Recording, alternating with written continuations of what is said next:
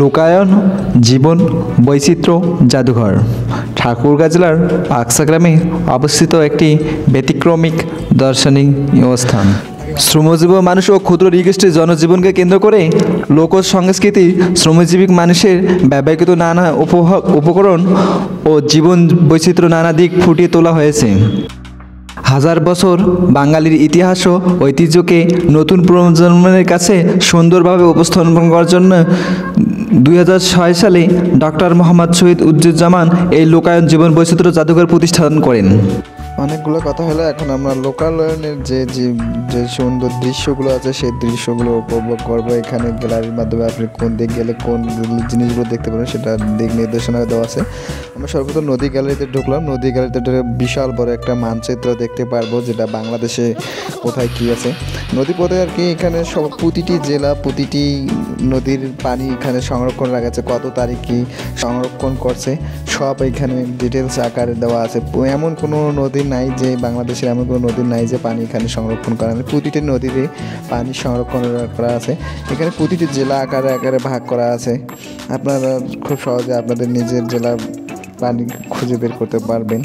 নদী গ্যালারি দেখা শেষ হলে আমরা বেরোলে দেখতে পারবো যে পার্কে, যেটা আদিমকালে মানুষ বিবাহের ক্ষেত্রে এই পার্কে ব্যবহার করে বরযাত্রী ভ্রমণ করতো। এরপর আমরা সুরসঙ্গীত গ্যালারিতে ঢুকবো, যেখানে আদিমকালে যে মানুষজন, প্রাচীনকালে যে মানুষজন আর কি বাদ্যযন্ত্র ব্যবহার যে যন্ত্রপাতিগুলো ব্যবহার করছিল এখানে খুব সুন্দর করে সংরক্ষণ রাখা আছে। প্রতিটি যন্ত্রের নাম এখানে লেখা আছে, আপনারা দেখে নেবেন।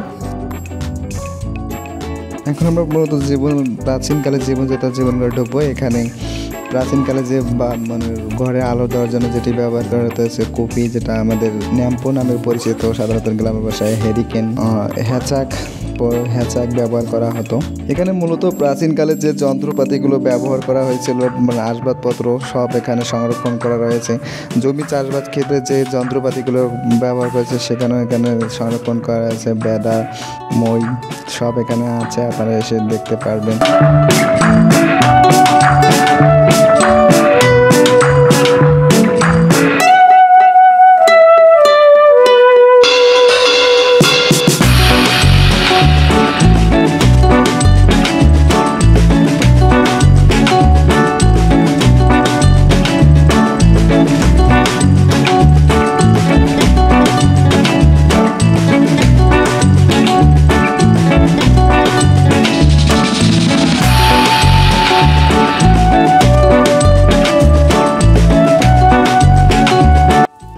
এখন আমরা মূলত মুক্তিযুদ্ধ গ্যালারিতে প্রবেশ করব। মুক্তিযুদ্ধ গ্যালারিতে প্রবেশ করলে দেখতে পারবো মুক্তিযুদ্ধে ওই সময় যে পোশাকগুলো পরিধান করছিল, যে পায়ে যে জুতা প্রবেশ করছে সেগুলো এখানে সংরক্ষণ করে রাখছে খুব সুন্দর করে। মাথায় যেগুলো হেলমেট করেছে, পানি যুদ্ধের সময় যেভাবে পানি সংরক্ষণ করে খেত, সেখানে মুক্তিযুদ্ধের যে সময়গুলো অতীতে যা সব এখানে সুন্দর করে গ্যালারি আছে। তাই আপনারা আসবেন, লোকালয়ের সৌন্দর্য উপভোগ করবেন। আজকের এখানে বিদায় নিচ্ছি। খোদা হাফেজ। সবাই ভালো থাকবেন, সুস্থ থাকবেন। দেখা হবে নেক্সট ভিডিও নিয়ে।